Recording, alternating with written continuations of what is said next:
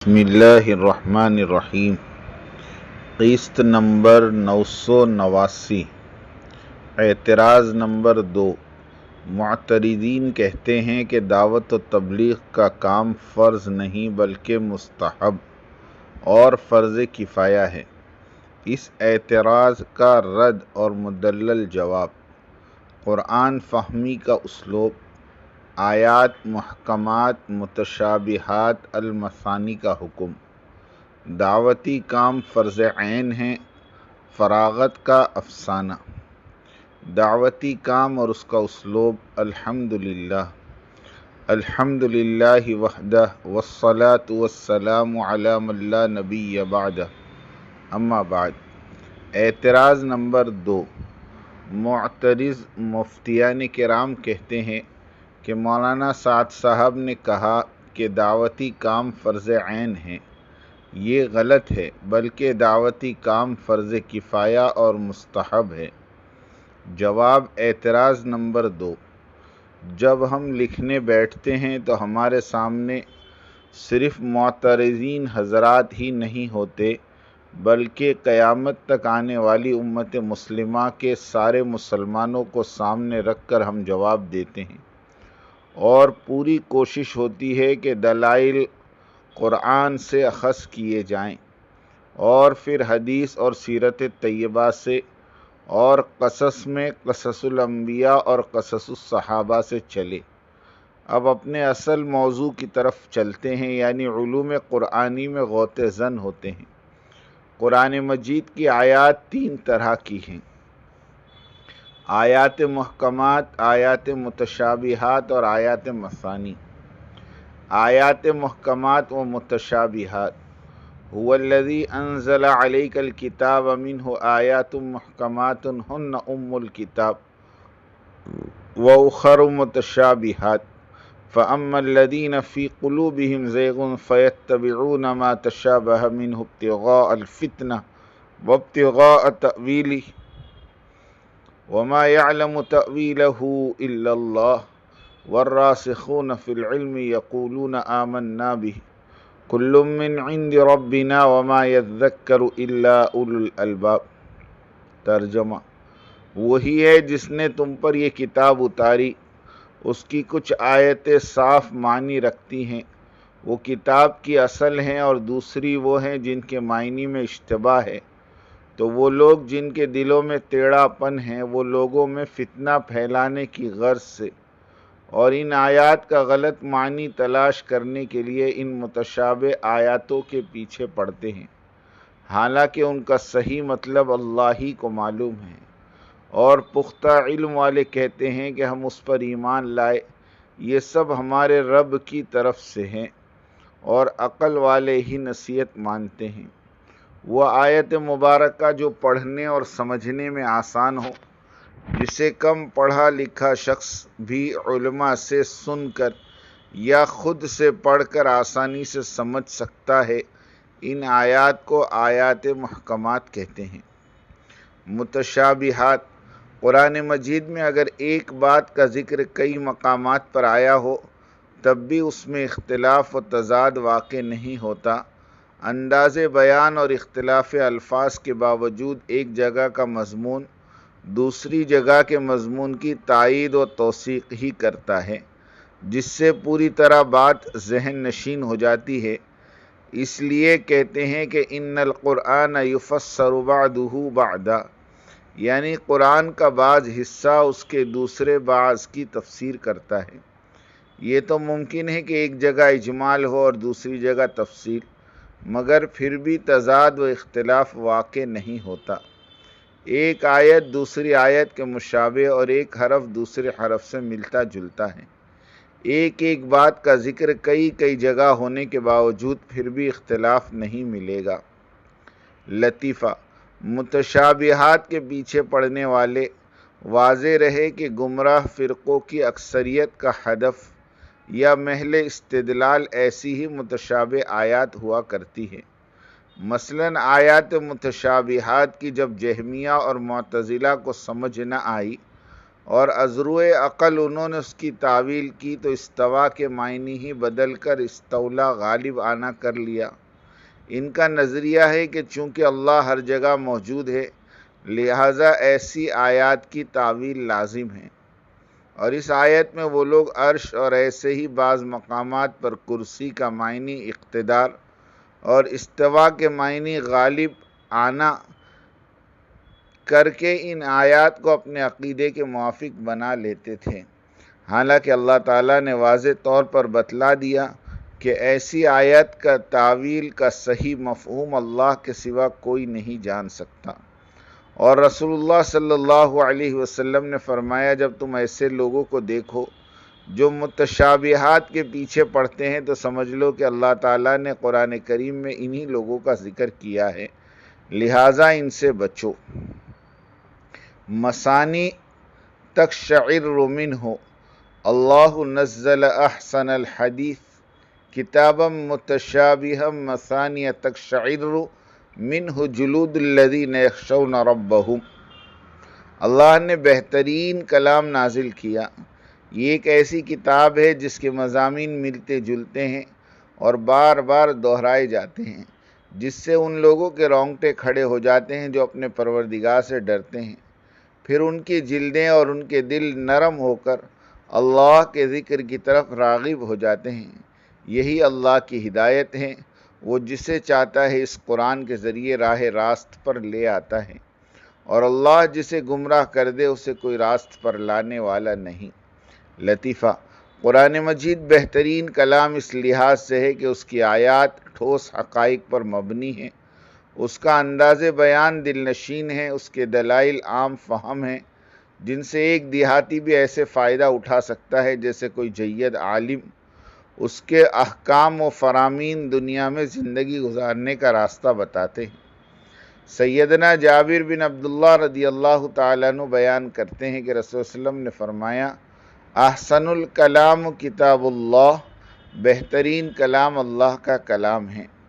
قرآن مجید کے سمجھنے کے لیے ایک اسلوب مثانی بھی ہے۔ مثانی ثنا یثنی رما یرمی کے اس میں مفعول مثنیہ بروزن مرمیہ کی جمع ہے، جس کے معنی دوہرا کرنا یا دہرانا ہے، یعنی اس کتاب کی آیات بار بار دہرائی جانے والی ہیں، جن میں عقائد، احکام، قصص اور ترغیب و ترہیب کو ذہن نشین کرانے کے لیے بار بار کہیں ایک ہی طرح اور کہیں مختلف انداز میں دہرایا گیا ہے تاکہ خوب ذہن نشین ہو جائے، اور اگر ایک جگہ بات پوری طرح سمجھ میں نہ آئے تو دوسری جگہ خوب واضح ہو جائے۔ لطف کی بات یہ ہے کہ نہ اس کے مختلف مضامین بار بار دہرائے جانے سے طبیعت اکتاتی ہے، اور نہ ہی کوئی ایک صورت یا آیت بار بار پڑھنے سے دل سیر ہوتا ہے۔ مثانیہ کے مفہوم میں یہ بات بھی داخل ہے کہ عموماً کسی بات کے ذکر کے ساتھ اس کے مقابل کا بھی ذکر ہے، مثلاً ایمان و کفر، جنت اور جہنم، ابرار و فجار، ترغیب و ترہیب اور رحمت اور عذاب وغیرہ۔ قرآن پاک کی دوسری صفت یہ کہ وہ مثانی دہرائی ہوئی کتاب ہے، یعنی اس کے مضامین بار بار مختلف پیرایوں سے دہرائے گئے ہیں۔ قرآن کی یہ صفت اس کی کتاب نصیحت ہونے کو بتاتی ہے۔ نصیحت کرنے والا ہمیشہ یہ چاہتا ہے کہ اس کی بات سننے والے کے ذہن میں بیٹھ جائے، اس مقصد کے لیے وہ اپنی بات کو مختلف انداز سے بیان کرتا ہے۔ یہی حکمت اعلیٰ ترین انداز میں قرآن میں پائی جاتی ہے۔ مثلاً شراب کی ممانعت والی آیت ہی کو لے لیجئے، ایک جگہ فرمایا لا تقربوا الصلاۃ وانتم سکارى، جب تم نشے کی حالت میں ہو تو نماز کے قریب مت جاؤ۔ دوسری جگہ فرمایا یسألونک عن الخمر والمیسر قل فیہما اثم کبیر ومنافع للناس واثمہما اکبر من نفعہما۔ شراب اور جوا بری چیز ہے، ان میں فائدے بھی ہیں لیکن ان کے فائدوں سے زیادہ ان کے بڑے نقصانات یعنی گناہ ہیں۔ پھر تیسری جگہ فرمایا انما الخمر والمیسر رجس من عمل الشیطان فاجتنبوہ، شراب نوشی گندی چیز ہے، شیطانی عمل ہے، اس سے اجتناب کرو۔ اب اس تیسری آیت میں شراب مکمل طور پر حرام قرار دی گئی۔ کوئی بندہ ان 3 آیتوں کو پڑھ لے گا تو صحیح نتیجہ اخذ کرے گا اور وہ ہدایت پائے گا، اور شراب کو بغیر شک و شبے کے حرام قرار دے گا۔ لیکن کوئی بندہ صرف پہلی آیت کو لے کر حکم لگائے گا تو گمراہ ہوگا اور کہے گا شراب تو صرف نماز کے وقت پینا منع ہے، باقی حالات میں نہیں، نعوذ باللہ من ذالک۔ یہی حال امر بالمعروف اور نہی عن المنکر کے حکم کا ہے۔ پہلی آیت میں فرمایا وَلْتَكُن مِّنكُمْ أُمَّةٌ يَدْعُونَ إِلَى الْخَيْرِ وَيَأْمُرُونَ بِالْمَعْرُوفِ وَيَنْهَوْنَ عَنِ الْمُنكَرِ، تم میں سے ایک جماعت ایسی ہو جو امر بالمعروف اور نہی عن المنکر کا کام انجام دے۔ دوسری جگہ فرمایا کنتم خیر امۃ اخرجت للناس تأمرون بالمعروف وتنہون عن المنکر، تم بہترین امت ہو جو نکالی گئی ہے لوگوں کی نفع رسانی کے لیے، تم نیکی کا حکم کرتے ہو اور بری باتوں سے روکتے ہو۔ تیسری جگہ فرمایا والمؤمنون والمؤمنات بعضهم اولیاء بعض یأمرون بالمعروف وینہون عن المنکر، مومن مرد اور مومن عورتیں ایک دوسرے کے معاون ہیں، نیکی کا حکم کرتے ہیں، برائی سے روکتے ہیں۔ چوتھی جگہ اور وضاحت اور حضور صلی اللہ علیہ وسلم اور ان کے امتیوں کا عمل پیش کرتے ہوئے فرمایا آپ کہیے کہ یہ میرا راستہ ہے، میں بلاتا ہوں اللہ کی طرف بصیرت کے ساتھ، میں اور میری اتباع کرنے والے۔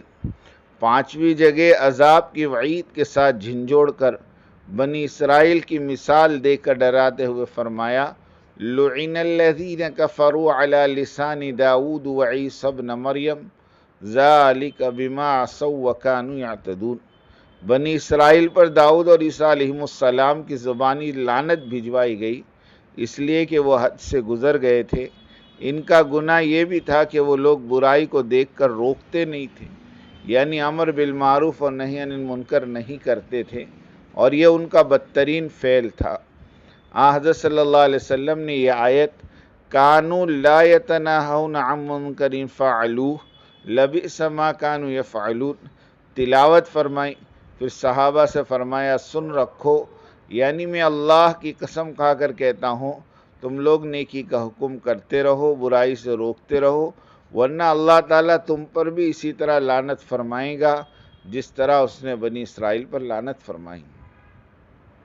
دعوت و تبلیغ کے بارے میں اس طرح کی بے شمار آیات قرآن مجید میں اور کثرت سے احادیث صحیحہ میں موجود ہے۔ اختصار کے طور پر ہم نے صرف 5 آیت پیش کی۔ امر بالمعروف اور نہی عن المنکر کی اہمیت اور اس کے حکم کو جاننے کے لیے ان 5 آیتوں کے معنی اور مفہوم کو سامنے رکھیں گے تو آیات قرآنی کا صادر کردہ حکم آسانی سے سمجھ میں آ جائے گا۔ اسی کو قرآن فہمی کہتے ہیں، اور اسی فہم قرآن کی وجہ سے 1400 سال سے امت مسلمہ کے محقق علماء کا یہی متفقہ فیصلہ رہا کہ امر بالمعروف اور نہی عن المنکر اس امت مسلمہ کا وظیفہ، معمول و ذمہ داری ہے، اس فرض منصبی سے کسی کو فرار نہیں۔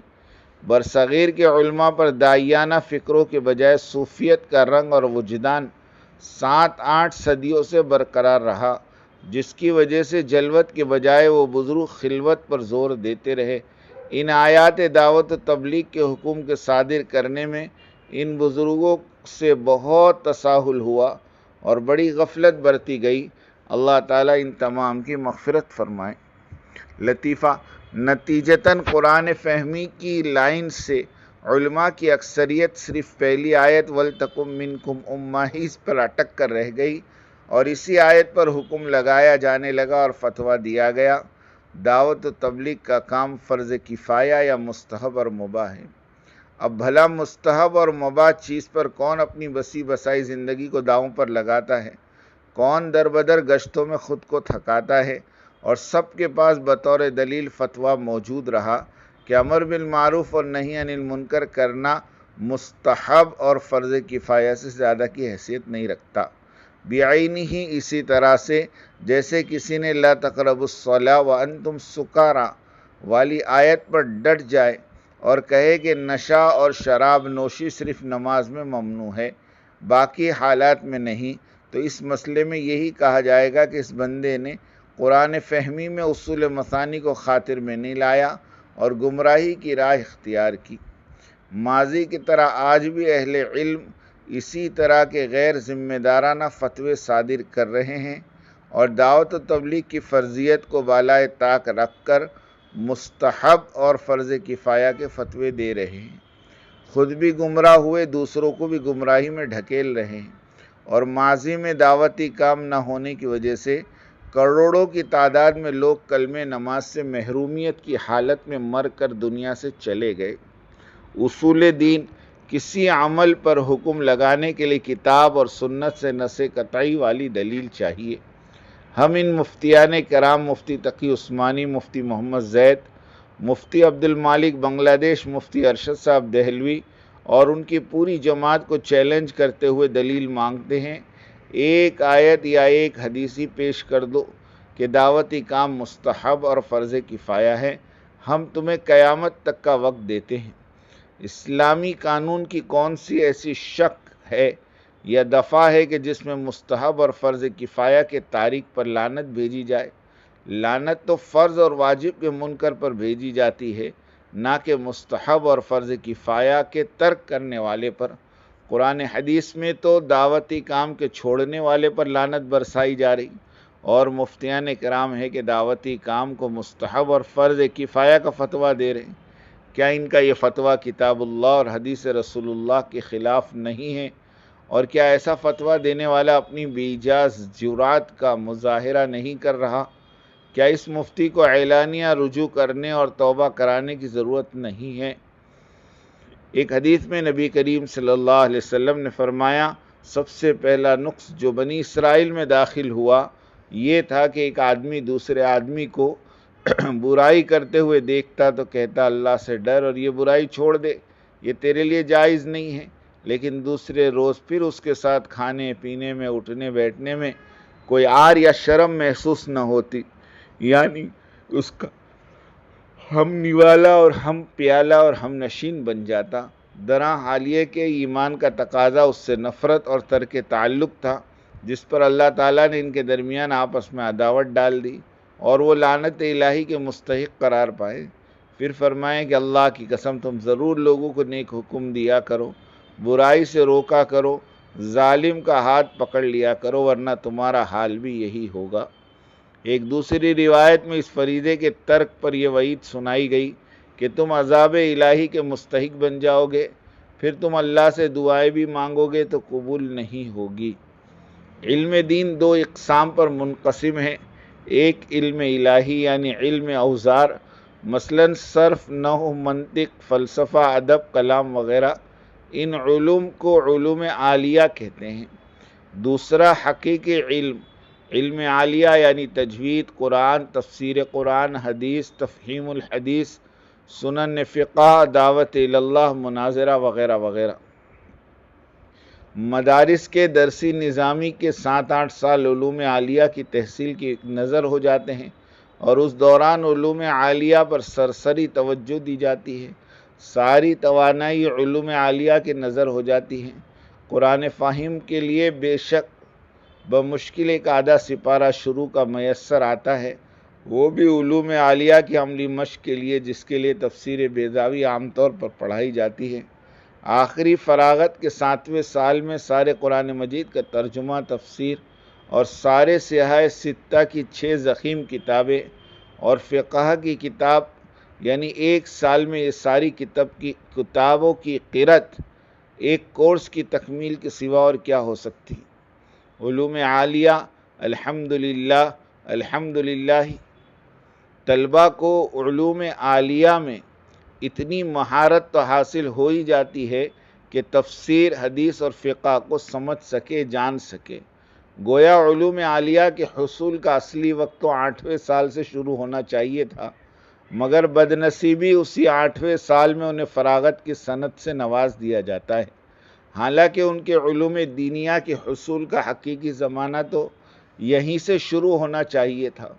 ہوشمند کسان زمین کے ہرمار ہونے کے بعد چین سے نہیں بیٹھتا۔ ان نونہال فارغین کو کندن بنایا جا سکتا تھا، مگر وہ فارغ کر دیے جاتے ہیں۔ بعد از فراغت نتیجہ یہ نکلتا ہے کہ فراغت کے بعد 10% طلباء تو درس و تدریس میں لگے رہتے ہیں اور باقی امامت اور مکتب اور دنیا کے کاموں میں مشغول، قرآن فہمی اور حدیث فہمی ادھوری رہ جاتی ہیں۔ اللہ نے کرم فرمایا کہ دعوت و تبلیغ کا کام عطا فرمایا۔ اگر یہ مدارس کے فارغین طلباء تبلیغ میں یکسوئی کے ساتھ دعوتی کام کرتے ہوئے فہم قرآنی پر توجہ دے تو ان کی علمی استعداد 100 گنا بڑھ جائے گی، اس لیے کہ دعوتی محنت ان فارغین مدارس کے اندر فکر نبوی اور تقوی اور طہارت میسر آ جاتی ہے، اور متقی کو اللہ علم اور حکمت سے نواز دیتے ہیں۔ واتقوا اللہ ویعلمکم اللہ واللہ بکل شیء علیم۔ متقی بن جاؤ، اللہ تعالیٰ سکھاتا ہے۔ یہ ہم گہرے تجربے کی بنیاد پر لکھ رہے ہیں اور علماء کرام اس بات کو تسلیم کرنے لگے ہیں۔ اللہ تعالیٰ ان علماء کرام سے سارے عالم میں اپنا دین اور جہد دعوت دین کو زندہ فرما رہے ہیں۔ ہمارے مرکز نظام الدین کے مفتیان کرام اور علماء کرام کے دعوتی مذاکرے سن کر ایمان تازہ ہو جاتا ہے اور دل سے دعا نکلتی ہے کہ یا اللہ، آپ نے 8-10 برس کی ہنگامی اور قسم پرسی والی دعوتی محنت میں کس قدر جان ڈال دی۔ سینکڑوں ہزاروں علماء اور مفتیان کرام آپ نے ہمارے مرکز نظام الدین کو عطا فرما دیے، ایک سے بڑھ کر ایک، ماشاءاللہ، لا حول ولا قوت الا باللہ۔ لطیفہ: موجودہ دور میں تفسیر اور حدیث اور مناظرہ اور خطابت کی لائن سے غیر علماء کے طبقے نے اپنا سکہ جما لیا اور دنیا پر چھا گئے۔ عالمی سطح کے اسپیکرز 90% غیر علماء ہی ہیں، جنہیں مدرسوں کی ہوا بھی نہیں لگی۔ اس کی وجہ یہ ہوئی کہ گریجویٹ اسپیکرز علوم عالیہ کے جاننے والے اور علوم عالیہ سے انہیں دور کا بھی واسطہ نہیں۔ اس دنیاوی ڈگری والے گروپ نے ڈائریکٹ فہم قرآن اور فہم حدیث اور فہم دعوت پر محنت شروع کر دی۔ ماڈرن ٹیکنالوجی ان کی گھٹی میں تھی۔ قرآن اور حدیث کے ریفرنس، دلائل، اسنادات پیش کرنا ان کے بائیں ہاتھ کا کھیل ہے، اور اس شیر دل طبقے نے لا یخافون لومۃ لائم والی عالی صفت کو اور ان کی حمیت اسلامی اور ان کی نیک نیتی نے ان سے بڑے بڑے اسلامی خدمات لے لیے۔ وہ لاکھوں کروڑوں انسانوں کی ہدایت کا سبب بن گئے۔ اللہ تعالیٰ سب کی محنتوں کو قبول فرمائے۔ اس عنوان پر انشاءاللہ بات ہوتی رہے گی۔ اللہ تعالیٰ دعوتی والی راہ سمجھا دے اور قبولیت سے نوازے اور انسانیت کی عمومی ہدایت کے فیصلے فرمائے۔ آمین آمین آمین۔ وآخر دعوانا ان الحمد للہ رب العالمین۔